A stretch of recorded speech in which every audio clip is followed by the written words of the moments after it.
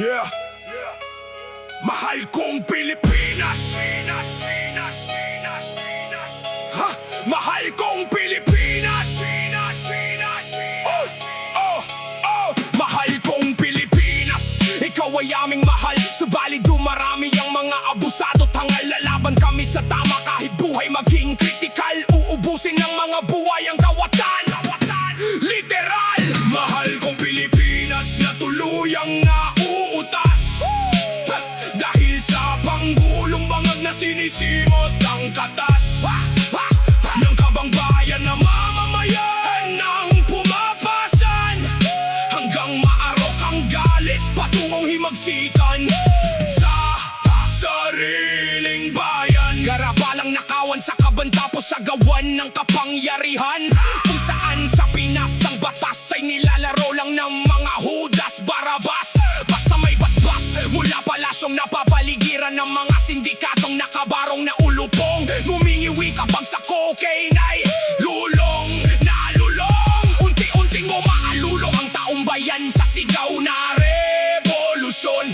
Huwag mong hintayin na magsalubong ang sitwasyon at kondisyon. Wala kayong magagawa kapag taong bayan ng Pilipinas na ang nagdesisyon. Walang ititira na awa sa administrasyon hanggang sa huli mong henerasyon. Mahal kong Pilipinas na tuluyang nauutas.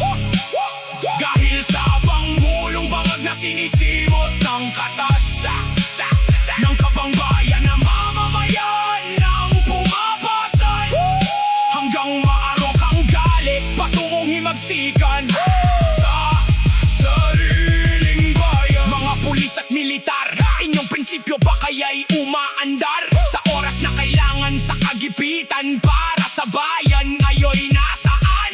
Mga buhayang kawatan na sumisira sa kinabukasan, na ang ating mga anak at pamilya ang silang magpapasan.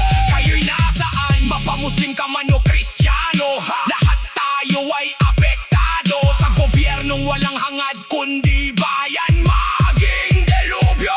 Ang mahal nating Pilipinas na may tatlong bituin at isang araw, handang ialay ang sariling buhay sa kinabukasan at para kitilin ng mga magnanakaw. Mahal kong Pilipinas na tuluyang nauutas.